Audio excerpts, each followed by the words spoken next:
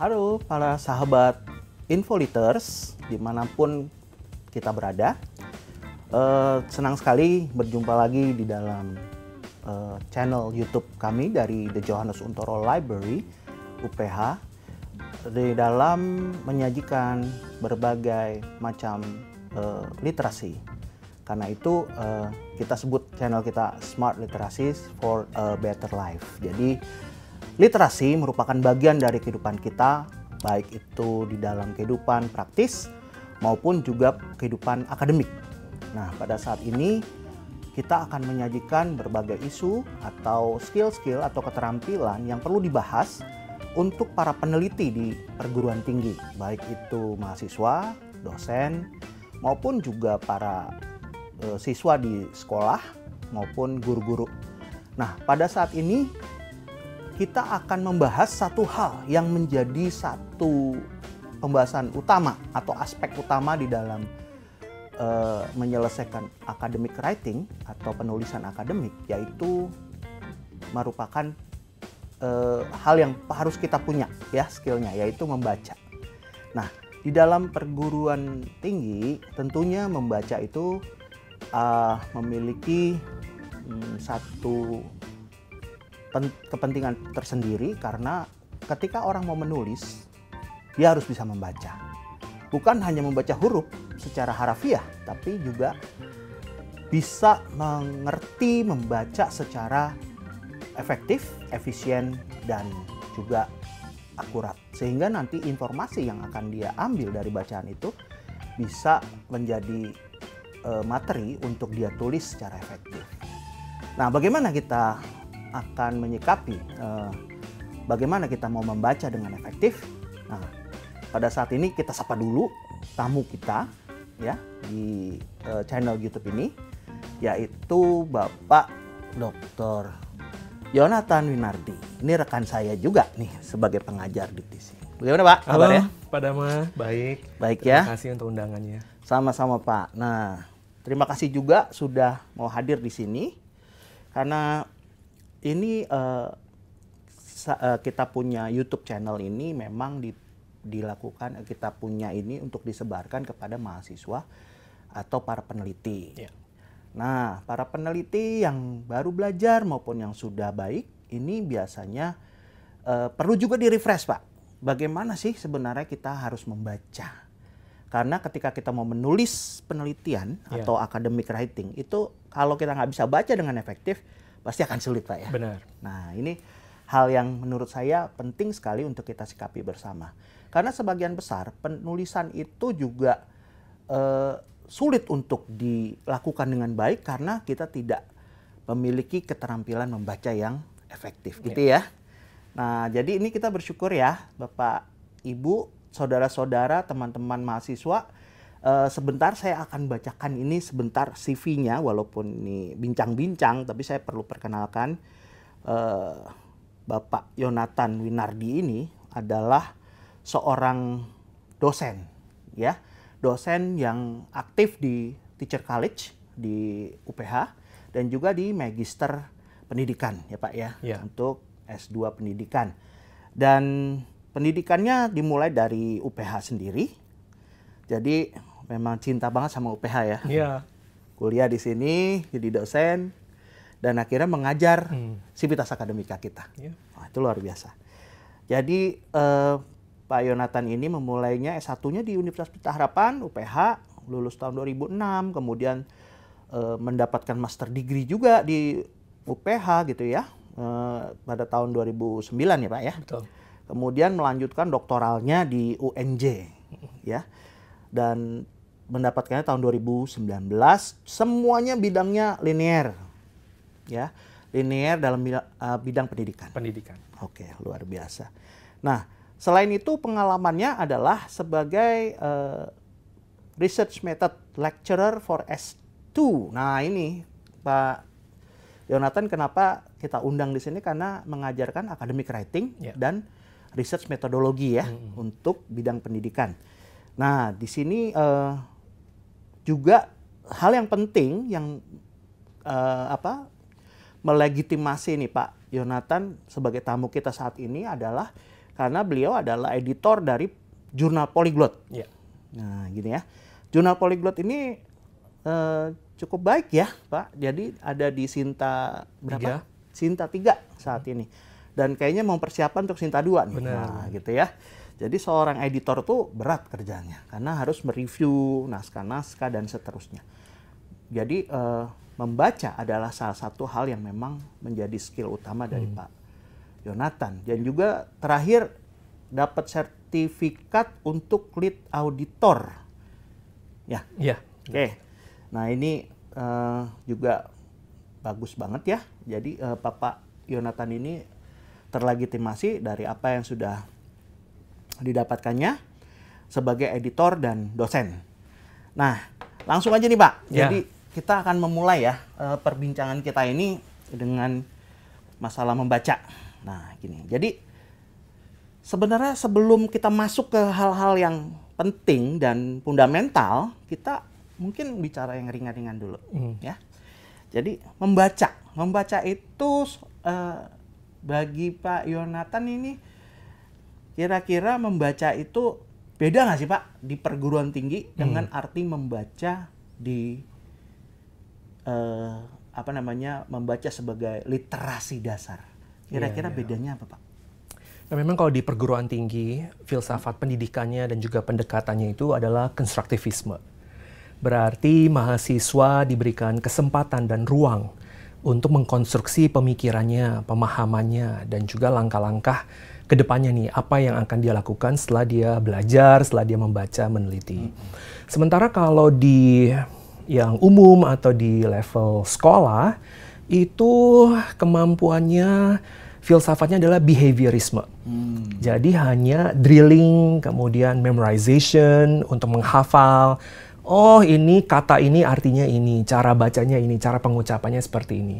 Jadi kalau behaviorisme seperti itu tidak melibatkan kemampuan berpikir tingkat tinggi. Jadi hanya C1 mengenali atau mengetahui, ataupun C2 memahami. Kadang-kadang bisa juga sih siswa-siswi itu membaca, memahami sudah. Tapi berhenti pada titik itu. Sementara kalau di konstruktivisme di perguruan tinggi itu sudah sampai ke C4, C5, C6, kemampuan berpikir tingkat tinggi. Oke. Kita sebutnya HOTS ya. Ya. High Order Thinking Skills gitu ya. Mungkin tadi ada yang bingung C1, C2 itu apa gitu ya, kode-kode apa ini. Jadi kalau di ilmu pendidikan itu udah umum ya, pakai C1, C2, C3, C4 sampai C6. Nah, itu adalah belum taksonomi, levelnya taksonomi berpikir. Jadi level-level 1 itu kompetensi awal ya, mungkin memorize, comprehend dan seterusnya ya, memahami dan seterusnya. Tapi yang paling berat itu adalah terakhir itu adalah sintesis ya. Sekarang sudah diganti. Dulu versi Bloom yang lama itu masih evaluasi.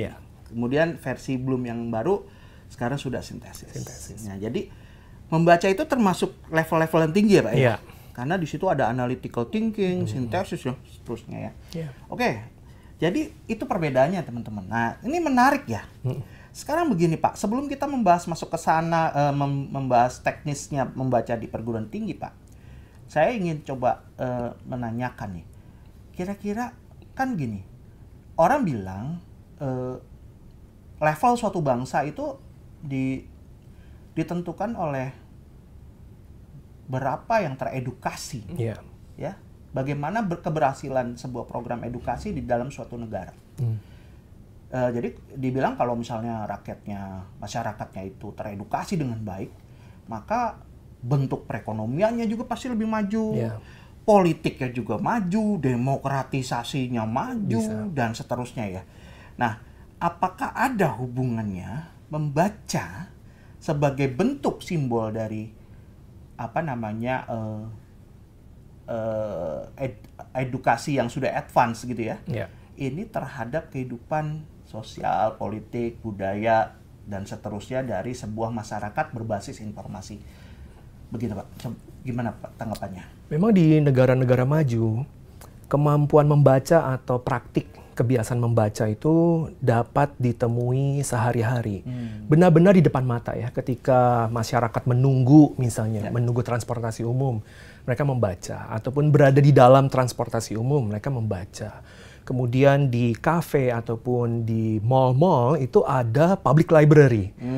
Jadi itu sangat nyata, sangat tampak gitu ya. Misalnya di Korea Selatan, bahkan pemerintah untuk bayi yang baru lahir itu pemerintah memberikan 2-3 buku bagi keluarga itu untuk nanti untuk nanti membacakan kepada balita, batitanya seperti itu. Jadi dukungannya itu begitu jelas ya. Sehingga masyarakat yang kurang membaca, yang kurang literasinya itu rentan sekali terhadap hoax ya dan juga asumsi, lalu minim inovasi. Nah, kalau minim inovasi itu akan sulit untuk menjadi negara maju. Itulah sebabnya sangat berkaitan kemampuan membaca, habit membaca terhadap kemajuan suatu bangsa dari aspek-aspek Ipolexos Buthankamnya misalnya.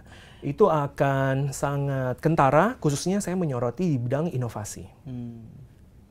Baik, menarik nih, karena bahkan Amerika aja yang maju ya, masyarakatnya waktu pemilihan presiden terakhir ya, itu masih dikuasai oleh post-truth ya. Bagaimana strategi post-truth-nya gitu. Dan ini masuk di di dictionary Oxford 2016, post-truth itu masuk pertama kali sebagai satu diksi baru gitu ya. Dan ini langsung berkaitan dengan bagaimana kedewasaan masyarakat, terutama di dalam membaca. Karena ketika membaca itu kan, tadi kalau saya boleh komentari, orang Indonesia juga membaca ya, di bis dan sebagainya. Tapi bacanya Instagram gitu ya, selalu bacanya WA, grup gitu ya. Dan kelemahannya orang Indonesia begitu baca, langsung diposting ulang. Nah begitu ya, nah mungkin itu analitik dan critical thinkingnya perlu tuh ya untuk dikembangkan. Itu mungkin yang membedakan kita dengan negara-negara yang sudah maju.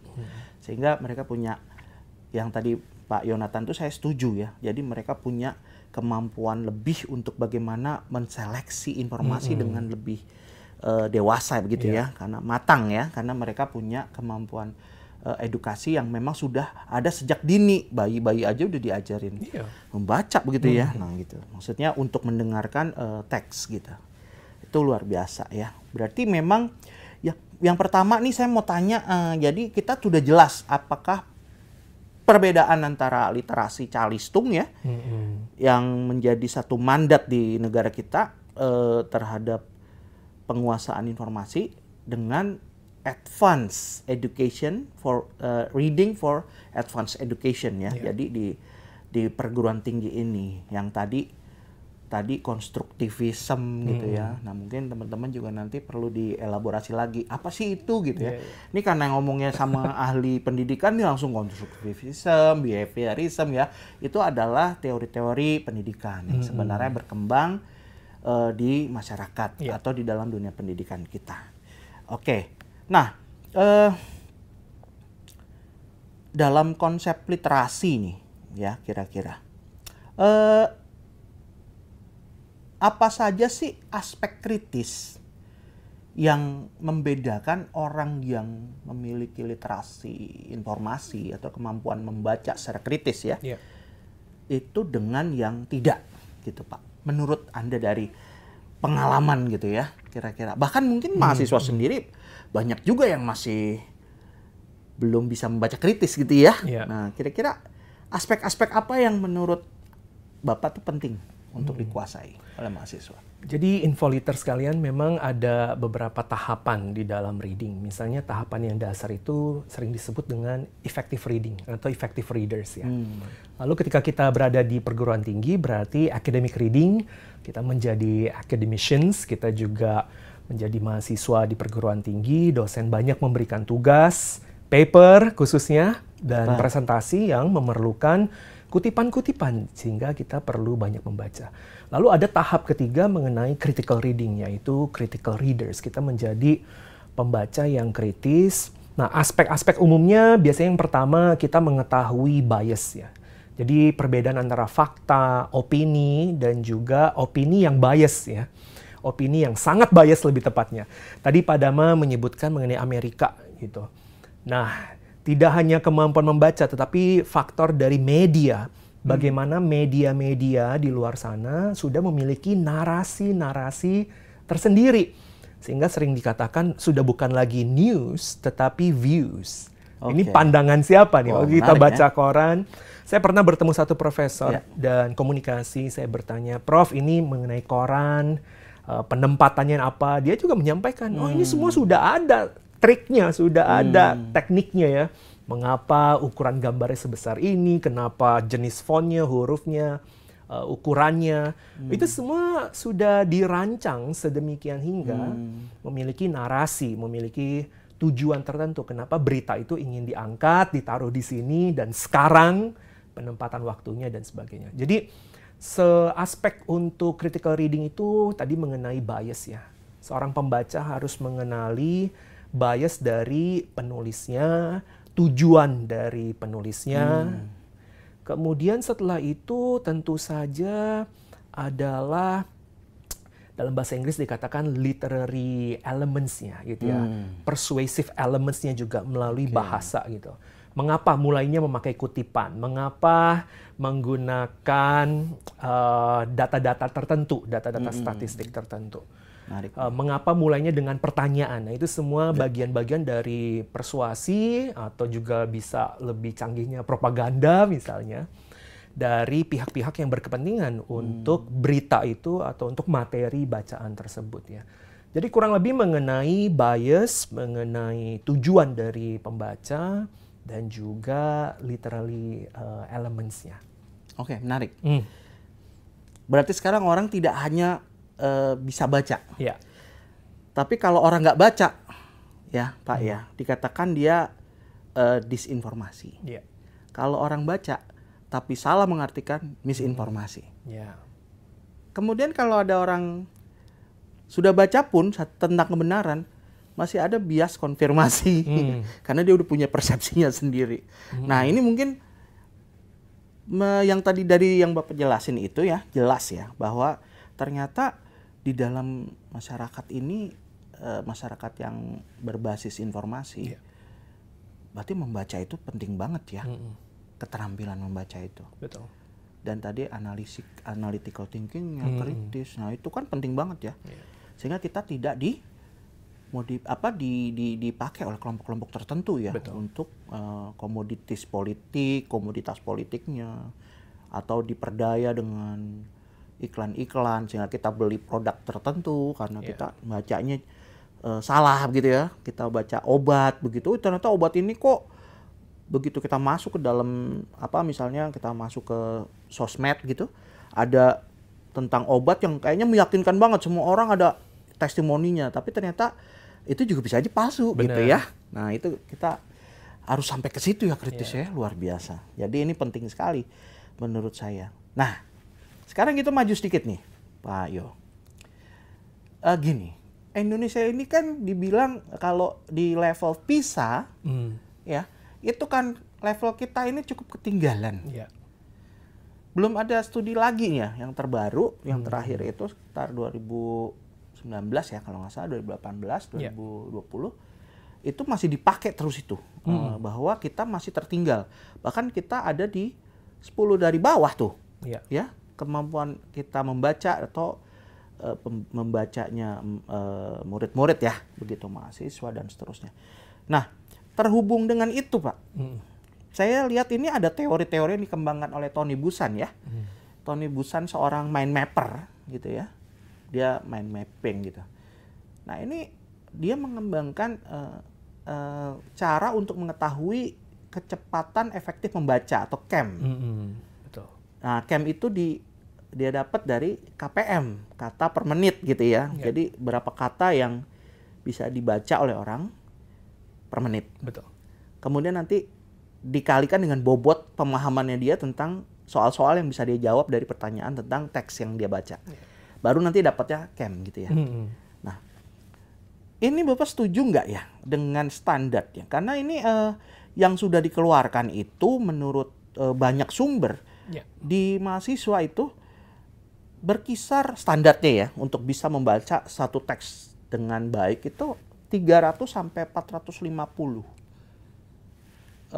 kata efektifnya. Betul. Jadi membaca kalau bisa 300 sampai 450, oke lah, masih bisa dibuat standar. Nah, dari pengalamannya Pak Yonatan ya, mengajarkan atau kita membaca mungkin di universitas kita sendiri ya, mahasiswa. Kira-kira kisarannya berapa sih? Atau kalau sudah misalnya kisarannya memang di bawah atau di atas, terus yang menurut Pak Yonatan yang menjadi kendala, misalnya di bawah ya, itu apa sih buat mahasiswa ini untuk mengejar standar CAM yang 300 sampai 450 itu? Dalam bahasa Inggris kita mengenalnya reading pace, ya, laju membaca. Dan reading pace itu merupakan reading skill yang paling advance. Jadi letaknya itu paling atas. Sementara yang bawah seperti scanning, skimming, vocabulary, paraphrasing, summarizing, itu masih di bawah dari reading pace. Saya pikir memang 300 kata per menit itu cukup wajar. Saya juga pernah mencoba. Dan di dalam kurikulum bahasa Inggris, ketika advanced reading, itu muncul si reading pace. Karena memang karena itu skill yang tertinggi, tidak muncul di awal-awal semester. Tetapi saya pikir itu lebih cocok untuk siswa-siswi sekolah. Gitu. Kenapa? Karena kalau di perguruan tinggi, ketika dosen memberikan paper, memberikan tugas membaca, itu waktu yang diberikan itu sangat memadai sebenarnya, sangat cukup. Sehingga tidak perlu terburu-buru ataupun menargetkan gitu. Sebenarnya tidak perlu. Jadi disesuaikan saja bahwa kalau kita menerima RPS, rencana pembelajaran semester, biasanya kan sudah dikasih tahu, UAS-nya adalah paper 2.000 kata atau 4.000 kata. Jadi mahasiswa memiliki 16 minggu atau 15 minggu untuk menyiapkan dan konsultasi. Teorinya. Ya, teorinya benar. Ya. Jadi saya pikir waktu yang diberikan tuh memadai cukup. Kadang-kadang juga ada group work ya. Untuk paper kelompok, presentasi kelompok itu lebih sering pembelajaran kolaboratif sesuai dengan kemampuan abad 21 gitu. Jadi Infoletters tidak perlu terlalu khawatir kalau waduh ya reading pace saya, CAM saya masih belum memadai. Di perguruan tinggi dinikmati saja. Saya pikir yang lebih penting dari CAM tadi adalah mengenai goal. Masing-masing Infoletters waktu mau membaca memiliki goal nih, apa nih tujuan saya, dan setelah memiliki goal itu rasa ingin tahu yang perlu terus dikembangkan. Kemudian ketika dalam belajar kelompok, disitulah diskusi, pendalaman, penggalian dapat terjadi lebih banyak ya, lebih panjang. Oke, itu menarik tadi, ada kata keingintahuan, curiosity. Nah, karena metode-metode membaca ada close, apa segala macam, PQ4A dan seterusnya, itu ada di situ questioning. Itu yang bisa membantu seseorang untuk bisa lebih fokus mencari informasi di dalam bacaan. Nah, ini nanti udah teknis ya. Tapi keingintahuan itu menurut saya setuju dengan Pak Yo, itu penting ya. Jadi kalau kita membaca tanpa keingintahuan, ini kayaknya bisa tidak efektif karena kita bisa aja ngantuk dan seterusnya karena kita nggak tahu apa yang mau kita cari di situ. Apalagi kalau baca kalau baca artikel yang cuma 10 halaman mungkin masih bisa ya Pak, alert ya. Tapi kalau buku yang berlembar-lembar dan bahasa Inggris seperti ini, tebal ini bacanya susah tuh Pak. Ya gitu ya. Maksudnya harus punya skill-skill tertentu gitu ya. Nah, jadi saya setuju sekali memang itu mungkin penting untuk dikembangkan ya skill-skill itu ya. Nah kemudian kita masuk ke bagian yang lebih teknis nih Pak. Jadi berbagai jenis membaca nih di perguruan tinggi ya. Kira-kira boleh Pak tadi diulangi Pak. Kira-kira kalau di perguruan tinggi kan tadi kan kita sepakat nih bahwa fungsinya berbeda dengan membaca dasar ya. Begitu. Apa saja sih yang menjadi fokus pengembangan keterampilan membaca di perguruan tinggi dari yang Bapak ajar untuk mahasiswa Bapak dan juga untuk mempersiapkan mereka untuk mempersiapkan penulisan akademik, naskah akademiknya. Kira-kira apa saja fokus pengembangannya? Memang kita melihat di kurikulum itu sudah disiapkan ya. sebelum hari H kelas, sebelum masuk kelas. Kalau banyak di perguruan tinggi di luar negeri itu sudah memberikan list of mandatory readings, compulsory reading gitu. Jadi mahasiswa itu tidak boleh dan tidak bisa masuk kelas sebelum membaca, sebelum menyelesaikan list mandatory reading yang diberikan oleh profesornya. Jangan lupa bahwa profesor itu orang-orang yang luar biasa, dan biasanya orang-orang yang luar biasa itu biasa di luar. Jadi yang mengajar itu nanti teaching assistant-nya, asistennya. Dan ketika profesornya on-site hadir di kelas, itu kesempatan yang sangat berharga untuk berdiskusi. Dan dari pengalaman profesor itu, penelitiannya, community service-nya, mungkin profnya itu juga baru selesai conference seminar dari luar negeri. Jadi 2 SKS, 3 SKS di kelas itu dipakai untuk hal-hal yang kritis, hal-hal yang memang penggalian ya, diskusi. Bukan lagi hal-hal yang definitif itu. Apa saja gitu, komponen-komponen basic di dalam sebuah ilmu pengetahuan atau chapter. Sehingga mahasiswa itu harus membaca terlebih dahulu. Nanti pas profesor datang langsung menjelaskan, nyambung. Bisa connect the dots ya. Jadi yang pertama itu sebelum hari H kuliah, sebelum kelas itu sudah menyelesaikan compulsory reading. Nanti ketika kelas, kemampuan atau hasil membaca itu akan menjadi suplemen. Akan menjadi tambahan dari penjelasan asisten dosen ataupun penjelasan dosennya. Begitu. Jadi kita mahasiswa sudah memiliki penjelasan tambahan ataupun prior knowledge ya, pengetahuan sebelumnya. Dan setelah selesai kuliah, ada tugas ataupun juga menyiapkan assessment, menyiapkan ujian.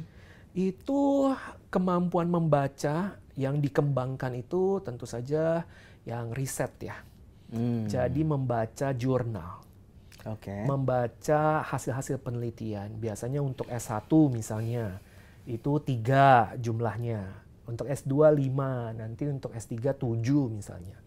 Per variabel atau per fokus, per topik, itu tadi jumlah yang biasanya dipakai untuk perguruan tinggi.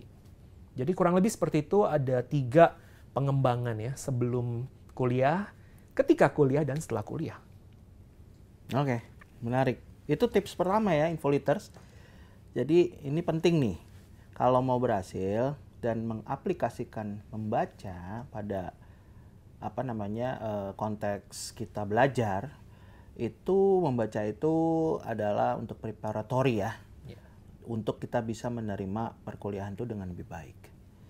Itu yang pertama. Dan kedua juga membaca membantu kita untuk mengikuti pace, kecepatan dari kita belajar, dan juga untuk menyelesaikan tugas-tugas sehingga kita tidak ketinggalan.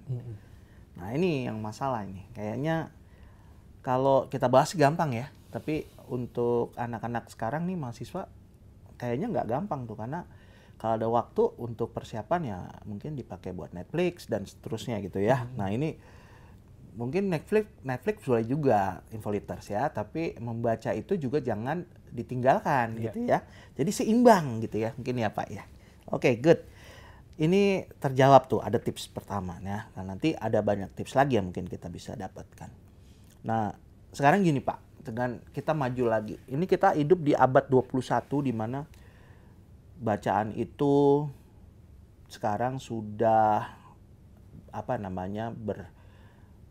berbentuk banyak format. Bisa aja itu online, digital, maupun bentuknya poster dan seterusnya, kemudian buku, teks dan seterusnya ya, modul dan seterusnya yang bisa kita dapatkan dari mana aja. Karena itu kita kira-kira di dalam, tadi saya berpikir nih, kira-kira kalau misalnya kita hidup di abad 21, membaca itu tentunya tidak lagi harus bawa buku. Ya, walaupun banyak orang juga yang masih bilang kalau nggak baca buku itu nggak enak, baca buku cetak maksudnya. Tapi ini tentunya berkaitan bagaimana mencari, ketika kita mencari sumber belajar secara mandiri, kita kan berarti harus menguasai beberapa literasi. Kemampuan literasi yang sekarang itu sudah blended Ada literasi digital, ada literasi informasi, literasi research, dan seterusnya. Kira-kira nih dari hal-hal tadi, untuk mendukung kemampuan membaca, kira-kira literasi apa aja yang kita butuhkan supaya seseorang bisa mendapatkan, kalau dalam bahasa informasi, literasi informasi perpustakaan, sumber-sumber kita bisa baca, ya, mendapatkan informasi yang AVR, akurat, valid, dan relevan. Itu kira-kira literasi apa aja sih yang perlu dikembangin, Pak, dari pengalamannya? Memang faktor kemahiran berbahasa itu sangat penting ya, secara internal ya. Jadi literasi dari segi linguistiknya, kebahasaannya. Di situ akan ada vocabulary, kosakata, di situ akan ada sintaks mengenai kalimat ya. Di situ juga akan ada mengenai semantik, makna-makna, pragmatik gitu, konteks dari bacaan ini atau teks ini. Jadi tidak bisa dipungkiri kemahiran berbahasa, khususnya di perguruan tinggi juga kan berarti kemahiran berbahasa Inggris. Ya. Jika bukunya textbook gitu ya. Banyak sekali textbook sekarang dalam bahasa Inggris. Ya. Kemudian secara eksternal, saya pikir ada baiknya pihak kampus, pihak universitas itu juga menciptakan budaya ataupun instrumen-instrumen yang dapat menolong kemampuan literasi mahasiswa tersebut. Tadi saya sampaikan misalnya di luar negeri itu profesor-profesornya sudah menyiapkan list of mandatory readings, compulsory readings. Dan di majalah dinding, di wall magazine, di papan pengumuman, itu Kaprodi dengan rutin bersama dengan dosen-dosen itu menyajikan, ini loh bacaan-bacaan yang baru-baru ini direview ataupun yang bermanfaat bagi para dosen. Itu ditampilkan di mading. Sehingga mahasiswa yang lalu lalang bisa melihat, oh ini toh yang ada entah bestseller ataupun yang ada di book review. Kadang-kadang di bagian jurnal, di bagian bawah juga ada penulis-penulis yang telah melakukan book review. Dan itu dihargai di banyak jurnal pendidikan. Sehingga list yang ditawarkan itu akan sangat menolong mahasiswa. Kalau tidak banyak waktu ya, karena mungkin mahasiswa berprestasi full 24 SKS misalnya. Belum lagi kegiatan organisasi. Mereka membutuhkan bantuan list dari yang recommended list from the professors. Saya pikir itu akan menolong literasi internal kemahiran berbahasa mahasiswa. Oke, itu menarik ya. Jadi memang bukan hanya mahasiswa yang harus mempersiapkan diri ya untuk bisa menguasai skill-skill membaca, tapi juga harus ada juga berbagai panduan ya yang bisa di reading aid gitulah ya, bantuan dari baik itu si lecturernya atau dosennya atau juga mungkin dari pihak-pihak lain seperti mungkin perpustakaan ya bisa. Berarti itu yang tadi disebutkan ya. Jadi memang harus ada hal-hal itu untuk mengoptimalkan kemampuan mahasiswa di dalam membaca ya. Karena kadang-kadang mereka nggak ngerti untuk satu topik, kira-kira saya baca apa aja ya. Begitu ya maksudnya. Nah mungkin perpustakaan bagi teman-teman infoliters yang pustakawan itu juga bisa menyediakan guidance seperti Pathfinder misalnya. Pathfinder tuh satu topik yang khusus dibahas dan memberikan sumber-sumber yang berbeda untuk satu topik tersebut. Misalnya ketika kita mau tahu masalah misalnya satu penyakit misalnya cancer, nah itu bisa bahannya banyak tuh, ada website, ada buku dari perpustakaan, textbooknya apa, jurnal yang direkomendasikan profesornya itu apa, kemudian juga PPT atau bahan-bahan atau video yang lain. Jadi mereka kaya gitu ya maksudnya ya. Itu panduan yang luar biasa. Jadi itu memang nggak bisa dikerjakan dari mahasiswa sendiri gitu, karena mahasiswa memang baru ya, newbie dalam research dan membaca ini, dan dia perlu bantuan rekomendasi dari pihak-pihak tertentu tadi. Terima kasih Pak, itu sudah bagus, nanti kita akan kembangkan lagi, dan perpustakaan UPH juga sudah memiliki Pathfinder 4.0. Ketika kita ketik satu kata kunci, maka kita akan mendapatkan berbagai sumber-sumber dalam bentuk yang variatif. Nah, itu nanti mungkin juga ini bisa dikembangkan di perpustakaan lain gitu ya. Oke, itu menarik sekali. Kemudian tadi kalau misalnya ada nggak sih, ini gimana dengan mahasiswa yang gaptek nih Pak? Karena kan sekarang literasi digital itu kan penting ya. Nah ini gimana ya? Jadi kira-kira apa sih yang perlu ditingkatkan di dalam menggunakan literasi digital untuk mendukung skill mereka untuk membaca? Kira-kira apa aja nih Pak? Kira-kira menurut Pak, yang pengalaman nih Pak Yo?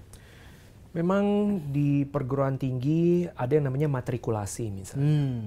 Jadi mahasiswa yang memerlukan atau yang dirasa kurang kompetensi awalnya itu bisa diundang datang lebih awal ke kampus. Ada program-program atau bahkan sebelum ospek, sebelum orientasi pengenalan kampus sudah ada sesi-sesi yang disiapkan. Sama seperti conference, seminar zaman sekarang sudah ada pre-conference. Ya kan, conference-nya hari Senin, Jumat, Sabtu sudah pre-conference untuk mempersiapkan peserta conference. Datang ke conference saja perlu dipersiapkan, apalagi kuliah. Betul. Pasti perlu dipersiapkan. Jadi selain matrikulasi, juga ada mata kuliah ICT misalnya, itu yang ditaruh di semester-semester awal. Jadi curriculum wise, mata kuliah penting bahasa Inggris yang tadi untuk mendukung kemahiran berbahasa, dan juga ICT untuk mendukung digital literacy, itu ditaruh di semester-semester awal. Begitu. Kemudian pihak kampus juga memfasilitasi ya dengan adanya reading corner atau book club ya, reading club itu menjadi space buat mahasiswa memiliki komunitas dan memiliki waktu. Jadi untuk unit kegiatan mahasiswa UKM jangan hanya sekedar mendaki gunung ataupun apalagi band, tapi untuk yang literasi perlu juga kampus itu menyediakan komunitas yang seperti itu ya, reading club ya. Kalau dulu kan English club ya, English club di awal-awal boleh juga berfokus kepada reading karena itu bagian dari receptive skills, reading and listening. Sehingga ketika mengadakan English club atau debating club, awal-awalnya itu adalah tentang membaca. Bagaimana mungkin berdebat tapi tanpa case building, tanpa menyiapkan argumen-argumen yang solid, yang relevan, dan argumen-argumen yang kuat di antara tim itu. Jadi satu lagi mungkin secara budaya kampus, budaya kolaborasi perlu ditingkatkan. Kadang-kadang kalau membaca sendiri itu, waduh, nggak ada temannya, kemudian nggak ada yang untuk diskusi gitu. Tapi kalau budaya kolaborasi, kooperatif itu sudah dikembangkan oleh kampus, maka akan terbentuk tuh komunitas-komunitas tadi ya. Saya juga pernah mendengar library zaman now, itu juga seharusnya merupakan community space. Gitu. Wah, ini pas banget nih. Jadi sekalian juga bilang bahwa untuk mendukung ini yang tadi dikatakan Pak Yo itu benar ya. Jadi memang harus ada komunitas-komunitas yang didukung oleh unit-unit ya. Baik itu UKM contohnya ya. Nanti harus ada apa tadi? Reading club, book club gitu ya. Dan ini kita sudah ada nih kemarin juga sudah kita mulai ya reading club kita, dan kelihatannya peminatnya cukup banyak gitu ya. Dan itu di kerjasama perpustakaan dengan TC gitu ya, Teacher College. Dan juga beberapa hal lagi yang kita tenggarai juga kita fasilitasi, seperti kita juga udah punya pelatihan-pelatihan untuk digital literacy ya. Jadi bagaimana mereka menggunakan teknologi, bahkan di anak mahasiswa baru yang masuk itu memang sudah diajarkan sejak semula oleh sekarang bukan FLA lagi tapi namanya disciplinary unit ya. Nah, itu diajarkan bagaimana menggunakan teknologi dan information literacy, terutama literasi digital. Jadi harusnya sih ini sudah cukup baik ya ketika dia mempersiapkan pondasinya dengan baik. Nah, itu di UPH kita sudah siapkan seperti itu. kerjasama antara perpustakaan dengan interdisciplinary unit. Jadi begitu Pak, kita sudah sediakan ada 6 sesi yang sudah kita siapin untuk diberikan secara wajib kepada mahasiswa baru. Nah itu ya. Mungkin kalau saya tambahkan, boleh. Bagaimana meningkatkan motivasinya kan, begitu. Karena walaupun sudah disiapkan, pertanyaannya apakah mahasiswa akan menggunakan fasilitas tersebut, kesempatan tersebut ya. Saya sudah explore juga beberapa university di Australia, di UK, di Amerika, bahkan sekelas Harvard pun, itu tetap mereka menyediakan resources atau center ya, writing center, academic center. Mahasiswa boleh mendaftar untuk mendapatkan tutoring ataupun mendapatkan pelatihan. Seperti yang JO Library sudah lakukan. Baik lewat Moodle maupun bisa on-site trainingnya kan, begitu. Nah sekarang kedepannya saya pikir yang perlu dipertimbangkan adalah apalagi nih reward-nya. Reward untuk motivasi intrinsik maupun motivasi ekstrinsik ya. Karena konteks mahasiswa sekarang, jangan lupa mereka sudah mengalami learning loss. 3 tahun ya, ketika mereka SMU waktu itu. Jangan sampai loss beneran ya. Jangan sampai loss beneran gitu. Jadi mohon maklum kalau mereka membutuhkan reward, membutuhkan rekognisi, membutuhkan space dan support yang lebih banyak. Itu pihak kampus harus lebih maklum dan harus lebih mengenali ini kebutuhan generasi Z sekarang ini yang setelah learning loss. Ya, saya kira itu penting sekali ya. Jadi terima kasih, itu masukan buat kita juga untuk terus mengembangkan ya. Terus terang untuk JO Library, kita juga terus fokus pada pengembangan perpustakaan sebagai pusat komunitas tadi yang bisa mendukung daya belajar, daya baca dari mahasiswa di UPH ini. Terima kasih untuk masukannya. Nanti kita mungkin bisa bikin seperti apa topik-topik yang lain atau layanan-layanan yang lain ya seperti itu untuk mendukung baca. Malah mungkin saya baru kepikir bisa aja perpustakaan bisa buka. Kalau kamu mau tes camp kemampuan efektif membaca, datang aja ke perpus. Nanti kita kayak bikin tes TOEFL gitu, tapi itu kemampuan membaca nih yang kita tes gitu. Nah, jadi dia pengen tahu kira-kira berapa sih camp saya. Nah, kan mereka nggak punya tools kan. Kita bisa sediakan ada toolsnya, ada artikelnya, ada soal-soalnya, kemudian kita hitung dan kemudian nanti kita keluarkan sebuah itu kayak sertifikat lah. Ini kamu dapat segini. Apa yang perlu dikembangin? Nah gitu ya. Nah itu menjadi cikal bakal untuk pelatihan-pelatihan berikutnya gitu ya. Wah ini ide-idenya di-trigger nih sama Pak Ion nih, bagus nih. Oke, nah terus kalau sudah nih Pak, kita akan langsung masuk ke bagian berikut ya Pak. Ini sudah terjawab banyak, bagaimana kita bisa membaca dengan lebih efektif. Nah, sekarang mengenai bagian-bagian yang terakhir Pak. Misalnya kalau Bapak sendiri tuh menggunakan keterampilan apa yang dikembangkan untuk membaca secara teknis? Apakah kan modelnya banyak tuh. Nah, kalau di academic writing sendiri di kelasnya Pak Iyo, ini apa sih yang dipakai supaya mereka bisa mampu untuk memahami bacaan itu dengan lebih fokus? Kalau di prodi kami sudah mengenali 5 faktor yang akan memengaruhi keefektifan seseorang membaca. Yang pertama adalah teks itu sendiri ya. Jadi kami sudah memilihkan teks yang cocok bagi pemula, pembaca pemula, ataupun yang sudah ahli, yang sudah mahasiswa tingkat akhir misalnya. Jadi ada penyesuaian teks. Di reading club pun kita juga mulai dari teks yang sederhana, short story atau puisi. Nanti berikutnya ke koran, baru juga ke jurnal. Jurnal-jurnal pun juga jangan yang langsung kaliber Q1 atau Sinta 1, tapi jurnal-jurnal yang cocok lah bagi pemula ya, pembaca pemula begitu. Jadi itu yang kami lakukan mengenai teks ya. Yang kedua adalah mengenai pembaca itu sendiri, the reader ya.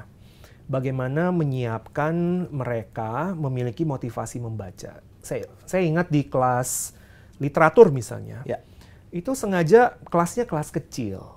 sehingga setelah membaca ada kesempatan untuk menyampaikan aspirasi atau menyampaikan komentar, feedback, dan dosen itu memfasilitasi diskusi. Jadi perlu diberikan ruang bagi para pembaca dan juga tadi perlu diberikan arahan dengan rekomendasi-rekomendasi yang diberikan oleh dosen begitu. Yang ketiga adalah mengenai vocabulary ya, kemampuan kosakata. Karena kalau dalam prodi bahasa Inggris, vocabulary bahasa Inggris itu kan banyak sekali ya. Yang informal, formal, kemudian dengan segala sintaksnya ya, frase dan sebagainya. Jadi kami memiliki aplikasi-aplikasi untuk meningkatkan vocabulary secara mandiri. Mereka langsung menggunakan aplikasi, bahkan kami buat games juga untuk vocabulary begitu. Yang keempat adalah mengenai prior knowledge ya. Jadi mahasiswa itu membutuhkan prior knowledge sebelum kita membaca. Jadi waktu mulai kelas ataupun ada tugas-tugas membaca, sudah ada pre-reading activities-nya. Entah itu video, entah itu games, entah itu kesaksian atau sharing dari dosen mengenai topik itu, mengenai tema itu sebelum diberikan tugas membaca. Begitu. Yang terakhir adalah tentu saja reading skills dan strategies. Kalau tadi misalnya strategi SQ3R misalnya ya, yang dimulai dengan survei beberapa menit, jadi mahasiswa mensurvei dulu nih teks atau bacaan yang yang sudah ada di tangan mereka ada questionings, mereka membaca ya. Dan seterusnya. Tapi saya justru ingin menawarkan satu strategi baru. Karena ini 2024 ya. Jadi SQ3R tuh mungkin dari tahun 2000-an sudah ada. Gitu ya. Jadi kalau saya pribadi, saya mau kasih nama strateginya ABC. Yang gampang aja lah. ABC strategi. Ini buat sendiri? Buat sendiri, iya. Yang pertama, E-nya itu adalah author.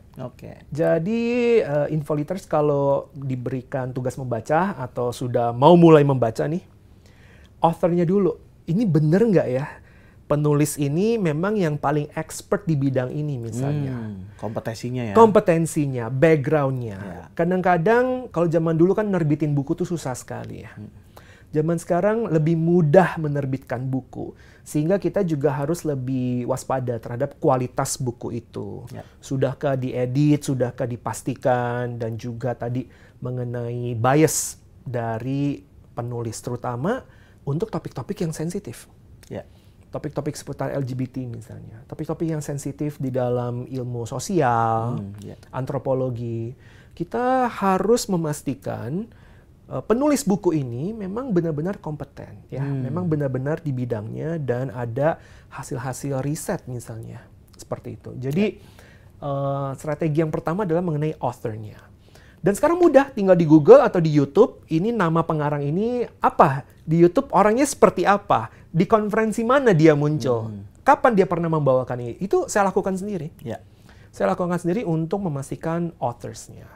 Nah, untuk yang B, Bravo itu adalah buddy. Jadi kita punya teman membaca. Karena di perguruan tinggi sekarang tuh banyak yang kolaboratif kan. Jadi group work, kelompok-kelompok. Sehingga kita harus memiliki buddy ya, reading buddy. Kalau dulu tuh speaking buddy, untuk melatih speaking. Kalau sekarang, reading buddy ya. Kita perlu teman untuk melatih kemampuan membaca itu. Saya beri contoh dulu, saya di kelas literatur lagi-lagi. Karena punya komunitas membaca children literature, kita membaca beberapa folktale ya, cerita rakyat, lalu kita membandingkan apa kesamaannya nih. Apa kesamaan Little Red Riding Hood dengan Cinderella, dengan Snow White, dengan apa? Bawang merah, bawang putih. Ternyata kesamaannya figur ayah. Di mana figur ayah? Di cerita-cerita tadi begitu. Kenapa figur ibu tiri yang muncul? Seperti itu ya. Malin Kundang misalnya kan. Saya pernah ada juga yang meneliti PhD loh untuk topiknya tuh Malin Kundang. Siapa yang tidak mengakui ibunya Malin? Malin atau istri Malin? Itu saja bisa menjadi sebuah disertasi. Itu zaman dulu ya. Nah, ketika memiliki reading buddy, itu diskusi penggalian tuh jadi seru banget. Jadi seru banget. Yang terakhir ada C-nya itu adalah connect. Jadi Infoliters setelah membaca, setelah tugas ini jadi, dikoneksikan. Ini kalau saya ikut penelitian dosen atau pengabdian masyarakat dosen, ataupun studi banding atau di BEM, di HMP, Himpunan Mahasiswa Prodi itu, hasil membaca saya ini bisa diwujudkan dalam program-program BEM apa, program-program HMP apa, program-program Prodi apa untuk kemajuan seperti itu. Jadi bagi saya sekarang dengan adanya YouTube, Google, strategi ABC tadi sangat sesuai dengan karakteristik zaman dan juga karakteristik pembelajaran abad 21 mengenai kolaboratif. Oke. Wah, itu tips yang bagus, Pak. Jadi mempermudah para pembaca juga ya untuk bisa menyeleksi bacaannya, kemudian membumikan yang pasti. Karena kalau kita membaca tapi pengetahuan kita cuma jadi tasit di dalam pemikiran kita dan tidak jadi tasit yang dikeluarkan, eksternalisasi ya, mengeksternalisasi itu dalam bentuk yang teraplikasi dan pragmatis, menurut saya itu percuma juga ya gitu. Kita punya banyak pengetahuan yang kita simpen gitu. Nah, ini penting ya. Jadi membaca itu satu tips yang tadi saya tangkap adalah bukan hanya memahami satu pengetahuan, informasi yang statis, tapi pengetahuan ini bisa diubah menjadi sebuah memiliki daya dorong ya terhadap perkembangan inovasi dalam masyarakat. Nah, ini yang penting nih. Nah, itu tipsnya tuh ya. Teman-teman catat tuh. Nah, jadi itu. Nah, oke, saya setuju sekali dengan tadi dan sekarang begini. Ketika kita mau mengimplementasi apa yang tadi menjadi tasit dari yang sudah kita baca, itu kan bentuknya macam-macam. Ada yang bentuknya langsung teraplikasi di dalam PKM misalnya seperti itu, atau berbagai hal yang sifatnya bisa disebarluaskan ya begitu. Karena pengetahuan baru itu ini masuk di dalam sebuah sistem yang namanya komunikasi pengetahuan. Komunikasi pengetahuan artinya dari A yang sudah mendapatkan hasil pengetahuan dari yang dia baca, kemudian dia lempar itu ke masyarakat untuk masyarakat nanti akhirnya menggabungkan lagi. Ini konsep knowledge management lah ya. Jadi menggabungkan lagi pengetahuan yang dia lempar itu dengan pengetahuan lain yang akhirnya menjadi pengetahuan baru lagi dan seterusnya sehingga akhirnya ada bergulirnya satu pengetahuan menjadi sebuah pengetahuan yang lebih kompleks dan aplikatif gitu. Nah, di dalam hal eksternalisasi itu ya, kira-kira seberapa signifikannya sih kemampuan membaca seseorang menurut Pak Yo dengan kemampuan menulis? Memang secara teoritis signifikansinya itu 60%. Karena 40% lainnya kalau kita melihat rubrik tugas ya, atau rubrik menulis, 40%-nya itu hal-hal teknis menulis. Tapi konten tulisan itu sendiri biasanya bobotnya maksimal 60%. Jadi selain matter ada juga method, ya kan. Nah, biasanya metodenya itu teknisnya itu 40%. Jadi signifikasinya 60%.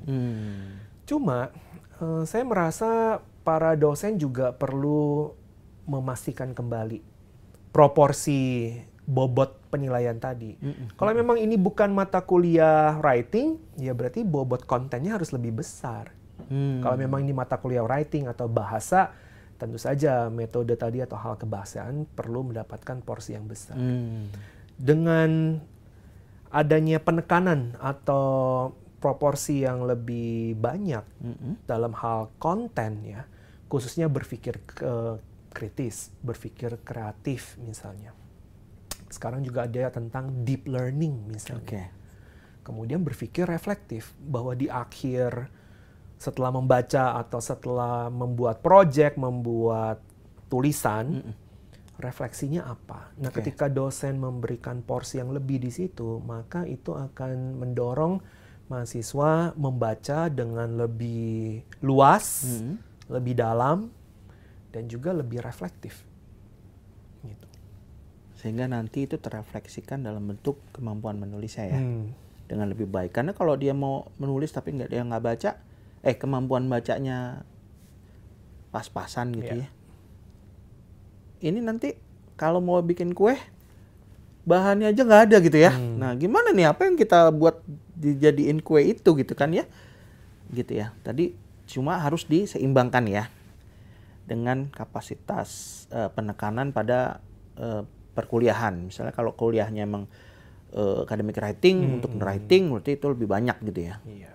Oke, tapi setuju ya, sepakat bahwa ternyata kemampuan membaca ini sebenarnya sangat berpengaruh pada kualitas tulisan mahasiswa ya. Iya. Begitu ya. Nah, ini yang perlu dikembangkan secara bersama-sama nih, ya, begitu ya. Ini saat ini kita ngobrol tentang membaca. Nanti mungkin kita juga akan undang lagi tamu yang mengenai penulisannya gitu. Nah, ini menarik supaya lengkap gitu ya. Oke. Nah, sekarang balik lagi nih, Pak. Karena membaca itu kan sebenarnya cari bahan. Kalau kita mau masak ya, Pak ya. Iya. Mau masak sayur sop, ayam, chicken soup gitu ya. Berarti kita harus apa? Belanja kan ya ke pasar ya. Kemudian kita beli materi-materi yang berkualitas dong. Nggak beli ayam tiren. Ya. Mati kemarin gitu ya. Jadi kita harus tahu tuh, ini ayam nih fresh apa enggak. Benar. Kita beli lah itu. Sayur, sama juga seperti itu. Kita beli sayur yang menarik dan fresh gitu ya. Sehingga nanti kualitas masakannya juga sangat dipengaruhi oleh dari bahan yang kita ambil. Nah, saat ini kan balik lagi nih ke tadi masalah AVR, akurat, valid, dan relevan.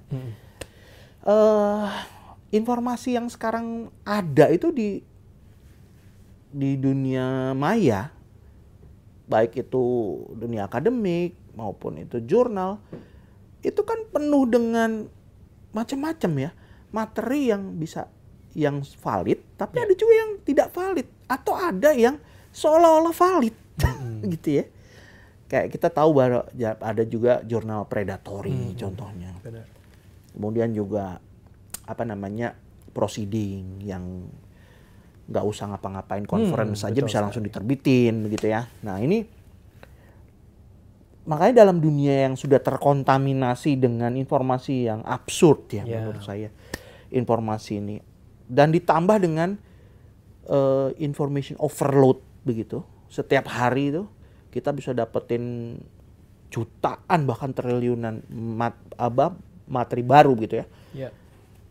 Bagaimana cara menurut Pak Yo, bagaimana cara yang sikap yang perlu dikembangkan oleh reader untuk mendapatkan bukan saja sekedar bisa membaca, tapi mendapatkan bacaan yang lebih AVR. Nah, itu kira-kira apa?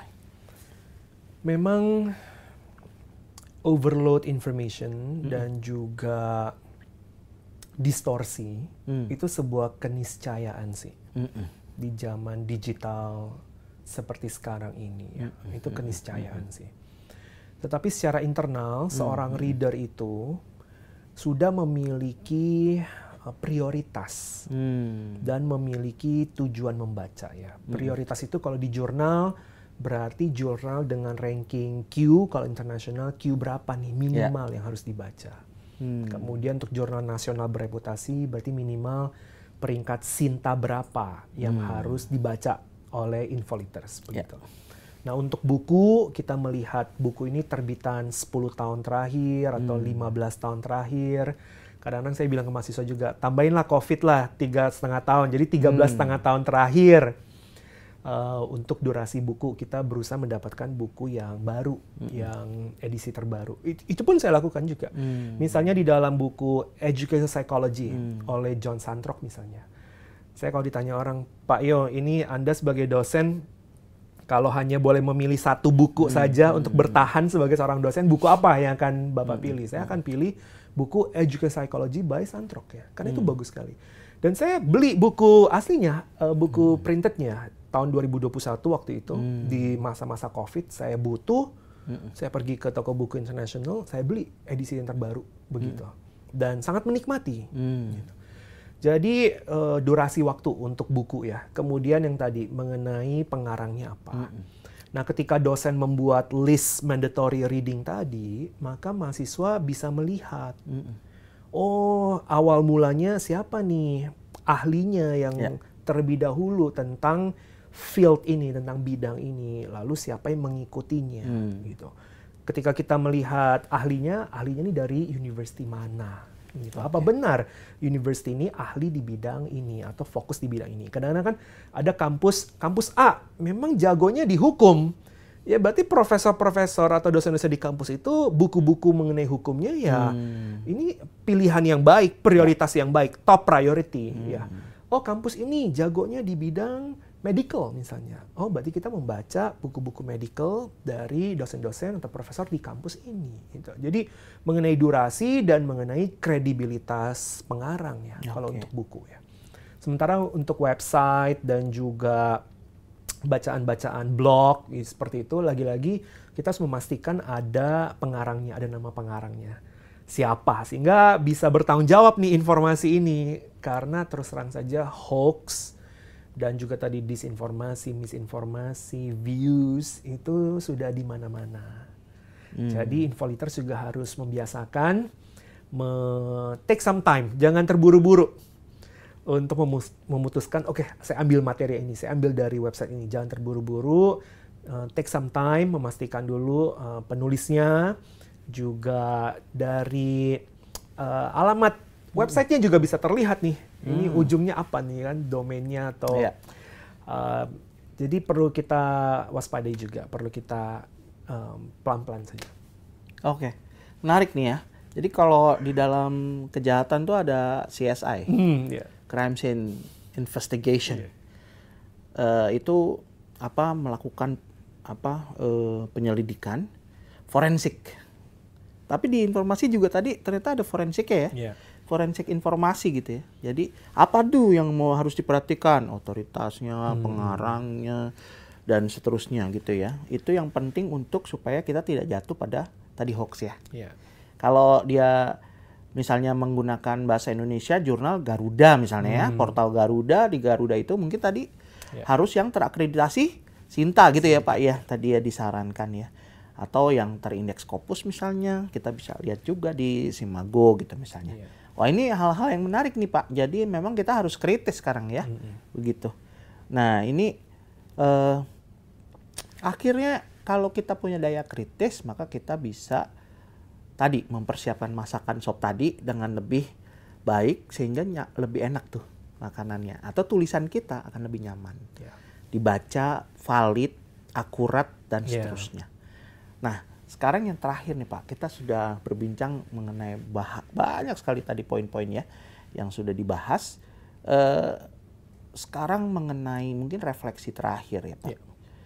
Kan mahasiswa itu kan tidak hanya berkutat dengan penelitian ya, tapi juga dia harus seorang peserta pembelajaran dan juga dia harus andil di dalam PKM, penelitian pengabdian masyarakat. Nah sekarang bagaimana Pak membaca keterampilan membaca mahasiswa ini menjadi penting untuk bisa sukses dalam Tridharma tadi ya gitu ya, Tridharma perguruan tinggi. Apakah emang PKM perlu juga sih orang bisa baca untuk bisa PKM? Nah ini contohnya kan Pak Yo udah beberapa kali membimbing atau menguji skripsi mahasiswa, juga mengajar di kelas atau melakukan tugas-tugas PKM. Nah ini kira-kira bagaimana membaca itu bisa mendukung itu? Saya berikan contoh, saya pernah PKM di penjara anak di Tangerang ya. Mereka maunya disebutnya LPKA ya, Lembaga Pembinaan Khusus Anak misalnya. Nah, ketika kita ke sana, kita menyiapkan materi ajar, tentu saja mau cari di mana nih materi yang seperti itu. Kita perlu banyak membaca hal-hal yang berkaitan atau yang menjadi kebutuhan dari anak-anak di tempat itu misalnya. Pernah juga saya PKM mengenai English for Church Ministry, bahasa Inggris untuk pelayanan gereja misalnya. Nah, itu suatu tantangan, suatu hal baru. Sehingga kita perlu banyak membaca pelayanan seputar gereja itu seperti apa, dan di mana bahasa Inggris itu diperlukan ketika pelayanan gereja dilakukan bagi jemaat, seperti itu. Baru-baru ini juga kami ada PKM di Muara Angke, di Jakarta. Dan itu juga memerlukan resources yang valid, akurat dan relevan dengan konteks dan kebutuhan anak-anak di sana. Ya. Karena sangat bervariasi, mulai dari TK sampai SMA. Kami memimpin tim PKM bersama dengan mahasiswa-mahasiswi. Jadi kita perlu lagi membaca tuh untuk bahasa Inggris atau pedagogi bahasa Inggris bagi rentang range usia sepanjang itu apa saja yang kami harus perhatikan dan yang harus kami bawa ke sana gitu. Jadi di dalam PKM itu juga diperlukan selektif di dalam membaca, memantapkan materi-materi PKM seperti itu. Jadi jawabannya adalah kemampuan membaca di dalam Tridharma perguruan tinggi itu sudah bergeser dari hanya sekedar memahami, ya, paradigma lama dalam membaca. The goal of reading is comprehension. Wah, itu saya pikir paradigma yang sudah lama. Paradigma yang modern yang sekarang yang abad 21 tadi seperti yang sudah kita sering sampaikan itu adalah mengenai knowledge creation, knowledge construction yang melibatkan critical thinking, creative thinking untuk menyelesaikan masalah dan reflective thinking. Jadi diri sendiri juga mendapatkan pembelajaran dari proyek-proyek yang dibuat, proyek-proyek yang dilaksanakan. Disitulah pergeserannya reading bagi Tridharma perguruan tinggi. Jadi Infoliters jangan sungkan untuk ikut serta di dalam penelitian dosen, juga PKM dosen. Karena itu diberikan ruang, diberikan nilai juga oleh akreditasi. Program studi itu diberikan bobot yang baik untuk kolaborasi antara dosen dengan mahasiswa. Gitu ya. Jadi ternyata tuh sangat berhubungan ya. Kesuksesan seseorang mahasiswa untuk menyelesaikan tridharmanya, baik itu ikut belajar dalam kegiatan belajar, penelitian maupun berkontribusi terhadap masyarakat melalui PKM.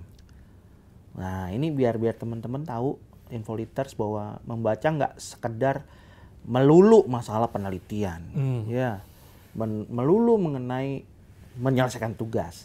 Tapi ternyata PKM pun butuh kemampuan membaca. Dan itulah harusnya yang kita lakukan sebagai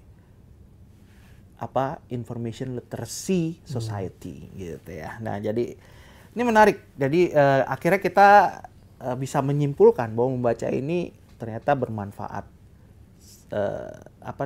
terhadap banyak lini kehidupan.